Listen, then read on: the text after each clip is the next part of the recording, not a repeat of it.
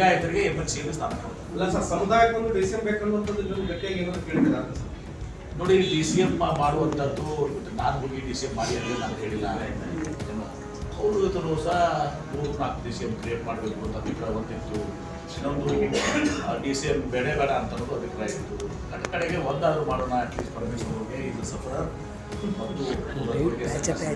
ಮತ್ತು ಮಾಡಿದ್ದಾರೆ. ಕಾತವರು ನಾವು ಮುಂದೆ ಏನಾಗ್ತದೆ ಈಗ 2ನೇದಲ್ಲಿ ಮಹಿಳೆಯರು ಬರ್ತಾರೆ, ನೆಕ್ಸ್ಟ್ ಎಕ್ಸ್ಪೆನ್ಷನ್ ಮಹಿಳೆಯರು ಬರ್ತಾರೆ.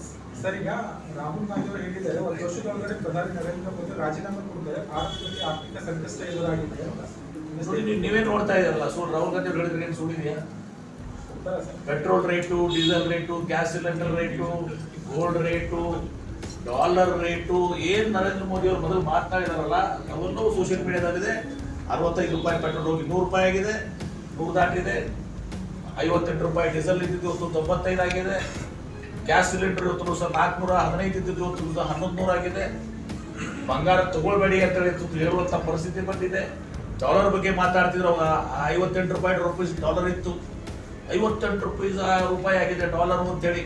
ಅದೇನು ತೋರಿಸ್ತದೆ ಅಂದ್ರೆ ಅದನ್ನು ಕೂಡ ಹೇಳಿದ್ರು, ದುರ್ಬಲ ಪ್ರಧಾನಮಂತ್ರಿ ತೋರಿಸ್ತದೆ ಈ ಡಾಲರ್ ಇದು ಅಂತೇಳಿ. ಮತ್ತೀಗ 96 ಆದ್ಮೇಲೆ ಇವರನ್ನ ಸಶಕ್ತ ಪ್ರಧಾನಮಂತ್ರಿಗಳಾಗ್ತಾರ. ಇವತ್ತು ಯಾವ ಮಟ್ಟಕ್ಕೆ ನಮ್ಮ ದೇಶ ಹೋಗಿದೆ ಇವತ್ತು ದಿವಸ, ಸಂಪೂರ್ಣವಾಗಿ ಇವತ್ತು ದಿವಸ ನಮ್ಮ ದೇಶ ಇವತ್ತು ದಿವಸ ಸಂಕಷ್ಟದಲ್ಲಿದೆ. ಹೀಗಾಗಿ ಇವ್ರು ಏನು ಬರೇ ಕೇವಲ ಘೋಷಣೆ, ಅಚ್ಚೇ ದಿನ ಯಾಕೂ ಬರಲಿಲ್ಲ, ಸಬ್ಕೆ ಸಾಥ್ ಸಬ್ಕೆ ವಿಕಾಸ್ ಯಾಕೂ ಬರಲಿಲ್ಲ, ಕಪ್ಪೋಣ ತರ್ತೀನಿ ಬರಲಿಲ್ಲ. ಉದ್ಯೋಗ ಪ್ರತಿ ವರ್ಷ 2 ಕೋಟಿ ಉದ್ಯೋಗ, 12 ವರ್ಷದಲ್ಲಿ 24 ಕೋಟಿ ಉದ್ಯೋಗ ಸಿಗ್ಬೇಕಾಗಿತ್ತು. ಉದ್ಯೋಗ ಸಿಕ್ಕಿಲ್ಲ, ಉದ್ಯೋಗ ನಷ್ಟ ಆಗ್ತಾ ಇದೆ ಈಗ. ಹೀಗಾಗಿ ಸಂಪೂರ್ಣ ಎಲ್ಲಾ ರಂಗದಲ್ಲೂ ನರೇಂದ್ರ ಮೋದಿ ಅವರು ಕೇಂದ್ರ ಬಿಜೆಪಿ ಸರ್ಕಾರ ವಿಫಲ ಆಗಿದೆ. ಕೇವಲ ಅವರು ಮ್ಯಾನಿಪುಲೇಷನ್ ಮಾಡ್ಕೊಂಡು ಬಂದು ಬೇರೆ ಪಕ್ಷವನ್ನು ಹೊಡೆದಾಕಿ ಮಷಿನ್ ಏನಾದ್ರು ಲಾಂಡ್ರಿ ಮಷಿನ್ ಹಾಕಿ ತೆಗೆಯೋದ್ರಿಂದ ಎಷ್ಟೋ ಜನ ಇದ್ದಾರೆ ಇವತ್ತು ಸಹ. West Bengal chief minister, Assam chief minister ಬೇರೆ ಅಜಿತ್ ಪವಾರ್ ಅವರು ತಿಳಿಸಿಲ್ಲ, ಅಶೋಕ್ ಚೌಹಾಣ್ ಅವರಿದ್ದಾಗ ಅವ್ರ ಮೇಲೆ ಹೇಗೋಣ ನಾಚಿಕೆ ಬರ್ತದೆ ಅಂತ ಇವ್ರು ಹೇಳಿದ್ರು. ಅವ್ರದ್ದು ಸ್ಕ್ಯಾಂಡಲ್ ಅದ, ಈಗ ನಾಚಿಕೆ ಬಂದು ಅವ್ರು ಮುಖ್ಯಮಂತ್ರಿ ಮಾಡ್ತಾರೆ. ಕಾಲಚಕ್ರ ಇದು ಆಗ್ತದೆ. Downfall started of Narendra Modi ಅವರ ಡೌನ್ಫಾಲ್ ಸ್ಟಾರ್ಟ್ ಆಗಿದೆ. ಮತ್ತು ಮುಂದೆ ದೇಶದಲ್ಲಿ ಬಹಳ ದೊಡ್ಡ ಬದಲಾವಣೆ 29 ನಂತರಲ್ಲಿ 29 ಚುನಾವಣೆ ಒಳಗಡೆ ಬಹಳ ದೊಡ್ಡ ಬದಲಾವಣೆ ಆಗುತ್ತೆ. ರಾಹುಲ್ ಗಾಂಧಿ ಅವರು ಹೇಳಿದಂಗೆ ಆ ಸಂದರ್ಭದಲ್ಲಾದರೂ ಕೂಡ ಒಂದು ದಿವಸ ಈ ಸರ್ಕಾರ ಪತನ ಆಗುವಂತ ಸಾಧ್ಯತೆಗಳಿದೆ. BK ಹರಿಪ್ರಸಾದ್ ಅವರು ಕೇಂದ್ರದಲ್ಲಿ AICCಯಲ್ಲಿ ಸಹ ಪ್ರಧಾನ ಕಾರ್ಯದರ್ಶಿಯಾಗಿ ಅನೇಕ ರಾಜ್ಯಗಳಲ್ಲಿ ಸೇವೆ ಮಾಡಿದ್ದಾರೆ. ಮತ್ತು NSY ಮತ್ತೆ ಎಲ್ಲ ಇದರಿಂದ ಮಾತುಗಳಿಂದ ಬಂದಂಥವ್ರು, ಅವರಿಗೆ ಸಾಕಷ್ಟು ಅನುಭವ ಇದೆ, ಸಾಮರ್ಥ್ಯ ಇದೆ. KPCC ಆರ್ಗನೈಸೇಷನ್ನಲ್ಲಿ ಅವ್ರಿಗೆ ಹಿಡಿತನೂ ಕೂಡ ಇದೆ ಮತ್ತು ಗಟ್ಟಿಯಾದ ಧ್ವನಿ ಇದೆ, ಸಿದ್ಧಾಂತ ಇದೆ. ಕೋಮುವಾದಿಗಳ ವಿರುದ್ಧ ಹೋರಾಟ ಮಾಡುವಂಥ ಅವ್ರ ನಿಲುವು ಬಹಳ ಬದ್ಧವಾಗಿದೆ.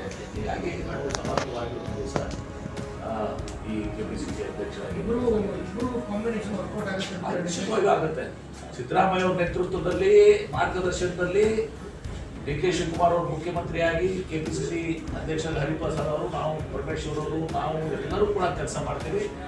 ಮುಂದಿನ ಚುನಾವಣೆಯಲ್ಲಿ ನಿಶ್ಚಿತವಾಗಿ ಕೂಡ ನಾವು 136 ಸೀಟ್ ಇರೋದೇ 150 ಸೀಟ್ ಪಡೆದುಕೊಳ್ಳಲಿಕ್ಕೆ ನಾವು ಯಶಸ್ವಿ ಆಗ್ತೀವಿ. ಅದ್ರ ಜೊತೆಗೆ 29ರ ಚುನಾವಣೆ ಏನಿದೆ ಇದಕ್ಕಿಂತ ಮುಂಚೆ ಚುನಾವಣೆ ಬರ್ಬೋದು ರಾಹುಲ್ ಗಾಂಧಿ ಅವರು ಹೇಳಿದಂಗೆ. ಯಾಕಂದ್ರೆ ಆರ್ಥಿಕ ಪರಿಸ್ಥಿತಿ ಇಷ್ಟು ಬಿಗಡಾಯಿಸಿದೆ, ಹಾಹಾಕಾರ ಉಂಟಾಗ್ತದೆ ಈ ದೇಶದಲ್ಲಿ. ಆಗಬಾರ್ದಂತೂ ನಮ್ಮ ಆಶಯ ಇದೆ. ದೇಶ ಸಂಕಷ್ಟಿರ್ಬೇಕು, ಯಾಕಂದ್ರೆ ದೇಶ ಮೊದಲು ಹಮಾರೆ ಪಕ್ಷ. ಆದರೆ ಆ ರೀತಿಗೆ ಅಧೋಗತಿಗೆ ಶುರು ಹೋಗಿದೆ. 2029 ಚುನಾವಣೆ ನಮ್ಮ ಕರ್ನಾಟಕದಲ್ಲಿ ನಾವು ಕನಿಷ್ಠ ಪಕ್ಷ 20 ಸೀಟ್ಗಳನ್ನ ಒಬ್ಬರಿಗೆ ಒಂದೇ ಹುದ್ದೆ ಅನ್ನೋದು ಜವಾಬ್ದಾರಿಗಳನ್ನು ಕೊಟ್ಟಿದ್ದು, ಹುದ್ದೆಗಳನ್ನು ಕೊಟ್ಟಿದ್ದು. ಆದ್ರೆ ಈಗ ಮಂತ್ರಿ ಸ್ಥಾನ ಜೊತೆಗೆ KPCC ಸ್ಥಾನ ಕೊಡೋದಕ್ಕೆ ಹಿಂದೇಟ್ ಆಗ್ತಿದ್ದಾರೆ, ಕೊಟ್ಟಿಲ್ಲ. ಕೂಡ ಅದು ಕಾರಣ ಏನನ್ನೋದು ಗೊತ್ತಿಲ್ಲ. ಅದು ನೀವು ಮಾತಾಡೋದಂಥದ್ದು ಅದೇನಾಗಿದೆ, ಏನು ಚರ್ಚೆ ಆಗಿದೆ ನಮ್ಗೆ ಗೊತ್ತಿಲ್ಲ. ಹೀಗಾಗಿ ಆ ವಿಚಾರಗಳೇ ಅವ್ರು ಕೂಡ ನಮಗೆ ಗೊತ್ತಿಲ್ಲ. ನಿಯಮ ಇದೆಯಾ ಸರ್ ಕಾಂಗ್ರೆಸ್ ಮುಖ್ಯಮಂತ್ರಿ ಆಗಿದ್ದು KPCC ಅಧ್ಯಕ್ಷರಾಗಿದ್ದು ವಿಶೇಷ ಸಂದರ್ಭಗಳಿರ್ತಾವೆ. ಸೋತವ್ರಿಗೆ ನಾವು ಇದು ಮಾಡಲ್ಲ. ಜಗದೀಶ್ ಶೆಟ್ಟರ್ ಅವರಿಗೆ ಮತ್ತೆ MLA ಸೋತ್ಮೇಲೆ MLC ಮಾಡಿರ್ಲಿಲ್ವಾ? ಅಷ್ಟಾದ್ರೂ ಪಕ್ಷ ಬಿಟ್ಟು ಜಿಗಿದ್ರು, ಆ ಮಾತು ಬೇರೆ. ನಿಮ್ಗೆ ಯಾರು ಓದ್ ಮಾಡ್ತಾರೆ. ಸರ್, ಈಗ CWC ಮೆಂಬರ್ನ ಸಿದ್ದರಾಮಯ್ಯ ಮಾಡಿದ್ದಾರೆ. ರಾಜ್ಯ ರಾಜಕಾರಣದಿಂದ ಸಿದ್ದರಾಮಯ್ಯ ರಾಷ್ಟ್ರ ರಾಜಕಾರಣ ಕಳಿಸ್ತಾರೆ. ಯಾಕಂದ್ರೆ ಇದನ್ನ ದೂರ ಮಾಡಕ್ಕೆ ಏನಾದ್ರು ಹಾಗಂತಲ್ಲ, ಇವತ್ತು ಗೌರವ ಒಂದು ರಾಜ್ಯಸಭೆ ಕೊಟ್ಟು CWC ಕೊಟ್ಟರೆ ಅವರು ಸಿದ್ದರಾಮಯ್ಯನವರು ನ್ಯಾಯ ಕೇಂದ್ರ ಸರ್ಕಾರ ಜೊತೆಗೆ ಕೇಂದ್ರದಲ್ಲಿ AICC ಜೊತೆಗೆ ಮಾತಾಡ್ತಿದ್ದಾರೆ ಮತ್ತು ಅದೊಂದು ರಾಜ್ಯಸಭಾ ಒಪ್ಪಂದ ನಮ್ಮಲ್ಲಿರುವಂಥ ಪದ್ಧತಿ. ಅದು ಸಿದ್ದರಾಮಯ್ಯವ್ರಿಗೆ ರಾಷ್ಟ್ರ ರಾಜಕಾರಣದಲ್ಲಿ ಅವ್ರಿಗೆ ಆಸಕ್ತಿ ಇಲ್ಲ. ಹೀಗಾಗಿ ಅವರು ರಾಜ್ಯದಲ್ಲೇ ಇರಬೇಕು ಅಂತ ಹೇಳಿ 2 ವರ್ಷ ಅವರಿಗೆ CWC ಮೆಂಬರ್ ಆಗಿ.